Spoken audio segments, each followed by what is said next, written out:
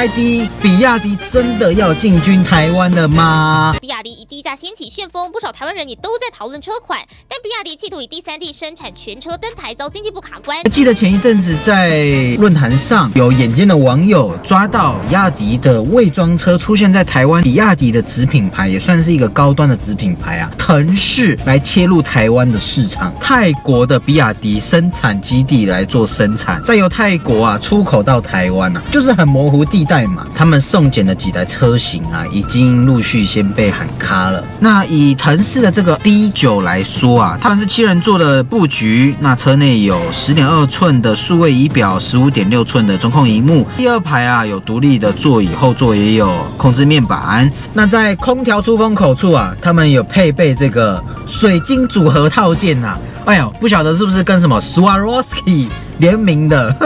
这个就厉害咯，用萤火虫斑点为设计灵感的128色无极光幕啊，那还有10点式的按摩座椅啊。我们俗话说得好，噔噔噔噔噔，便宜治百病，对吧？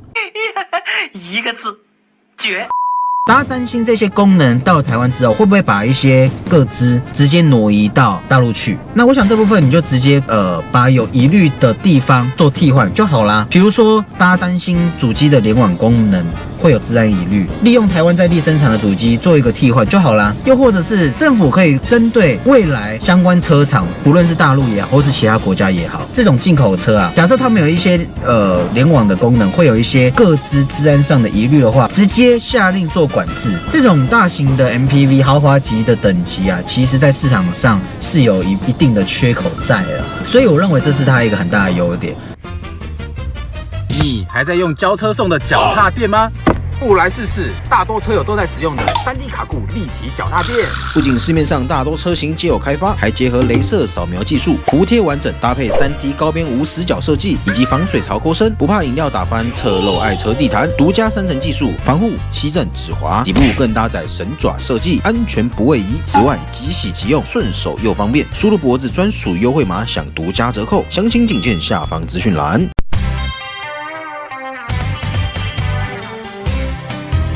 欢迎收看脖子解说。没有错，讲到车市啊，最近有2个很敏感的话题啊。其一大概就是所谓的关税，其二呢，莫过于新闻都在报的 BYD 比亚迪真的要进军台湾了吗？比亚迪以低价掀起旋风，不少台湾人也都在讨论车款，但比亚迪企图以第三地生产全车登台，遭经济部卡关，如今似乎把头脑动到朝野立委。记得前一阵子在论坛上有眼尖的网友抓到比亚迪的伪装车出现在台湾的市区上。最近有一个新的消息啊，是指出会以比亚迪的子品牌，也算是一个高端的子品牌啊，腾势来切入台湾的市场啊。好了，那今天啊，脖子啊想要以这个市场的格局跟客观的消费者角度啊，来讨论这次的主题。如果腾势比亚迪真的进军台湾了，会有哪些的车款、哪些的配备、哪些的车型，对市场来说究竟是不是有竞争力的，以及会衍生哪些的问题？今天透过这支影片，好好的来跟大家解析一下。咱们呢，今天呢不讨论政治，论产品，论品牌。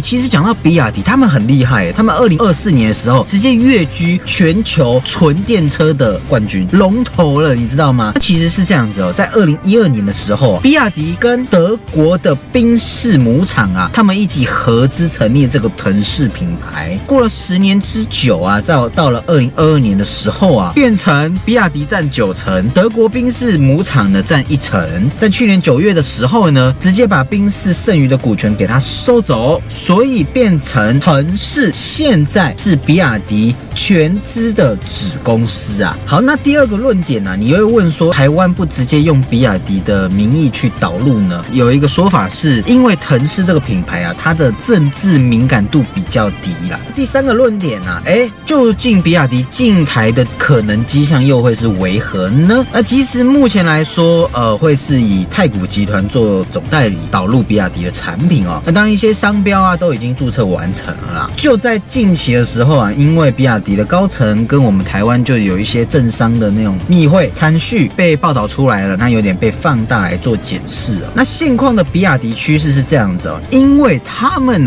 是有点像是绕过这个禁令泰国的比亚迪生产基地来做生产，再由泰国出口到台湾就是很模糊地带嘛。他们送检的几台车型已经陆续先被喊卡了。好，接着第4个论点，暂时会以哪些车型导入台湾呢？不外乎就是腾势的 D9 跟 N8 这2台车。我觉得还蛮特别的我们先来讲一下腾势这个车型的编制腾势它的英文名字叫做 DENZA， 那分别这5个字母都代表不一样的车型首先 D 系列代表是 MPV 车型，包含我们所谓腾势的 D9。 N 呢 N 有点像是 SUV 的车型啦所以像是 N8 这就是 SUV 的体格。那以腾势的这个 D9 来说它车长大概5.2米啦，车宽1.9米啦，车高也是差不多1.9米，轴距来到3.1米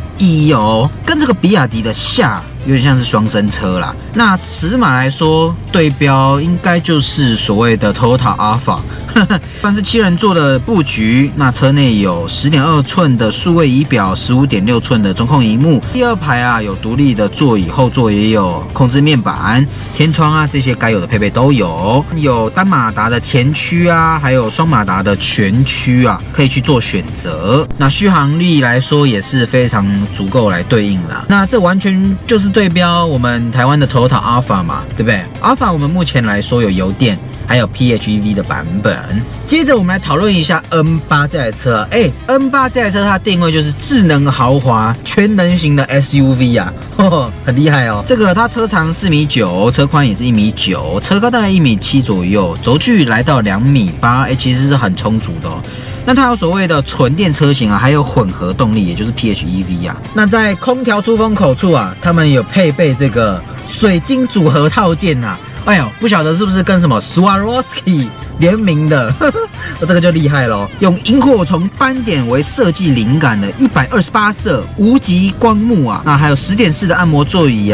前排座椅背部配备这个双桌板，还有附带手机、水杯、凹槽所以我们论这2台车的规格也好，或是配备也好，你不觉得其实还蛮有吸引力的？接着我们来讨论第5个论点，那就是腾势导入台湾之后会有什么样的优势跟劣势。我们现在讨论优势好了，优势不外乎就是我们刚刚提到的，它的规格配备非常的好，很吸引人。第2个呢，当然就是价位嘛。我们俗话说得好，噔噔噔噔噔，便宜治百病，对吧？一个字，绝。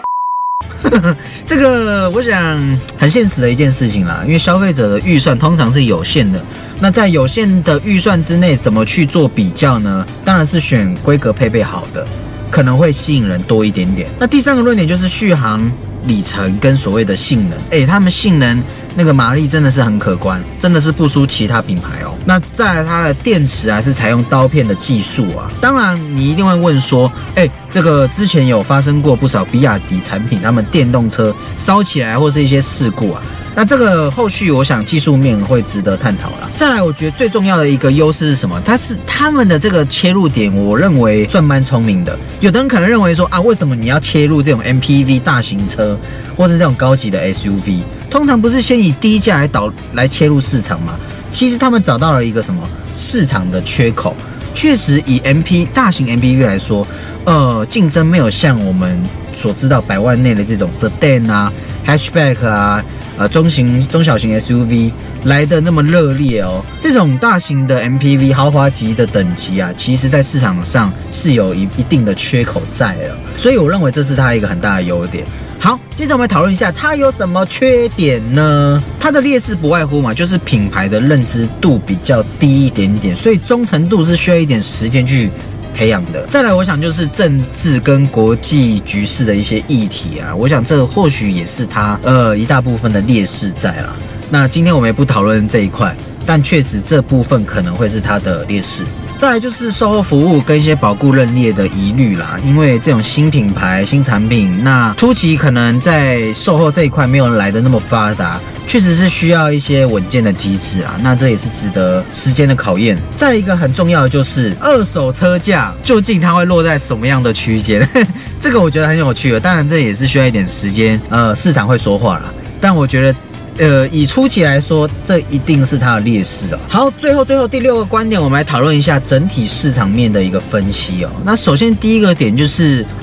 我想大家一定在报道上也好，或是在各大论坛上也好，有看到一个消息是，大家会对治安上有一些疑虑哦。我们先撇开政治不讨论，我认为这一点是有机会可以克服的。当然，我们可以一起交流一下。首先，这个治安的疑虑一定是来自于，因为我们目前所知道，大陆车啊，他们对于一些主机荧幕上的软体啊，或是一些联网功能上是非常的发达。大家担心这些功能到了台湾之后，会不会把一些个资直接挪移到大陆去？那我想这部分你就直接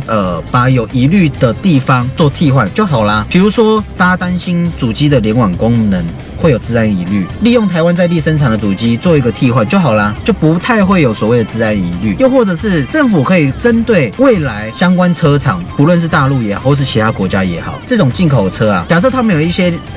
联网的功能，会有一些个资治安上的疑虑的话，直接下令做管制。第二部分啊，因为它是便宜治百病嘛，它对标的竞品不外乎就是 Toyota 的 Alpha 啊，或者是我们讲到 Honda 的奥德赛，或者是 Lexus 的 LM 这种大型豪华的 MPV 啊，那它的价格我想一定是比他们还要来得便宜啊。不管是日系品牌也好，或是欧系品牌也好，是不是不得不降价，或者是增加一些豪华的配备来对应呢？那第二个，如果今天腾势进来，或是比亚迪进来，我想可以帮助台湾啊，在这种充电网络变得更发达。那充电桩的布局，以目前台湾来说，确实已经算还蛮普遍的。但是如果对比大陆来说，应该还有更多的进步空间，是不是？如果今天腾势品牌导入的话，可以加速整个充电站网络的布局，这点是值得期待的。那最后呢，不晓得大家对于腾势这个品牌、比亚迪这个品牌导入台湾有什么样的看法呢？大家一起在留言区交流一下。我们不要讨论政治哦，好不好？我们讨论产品面、市场面就好了。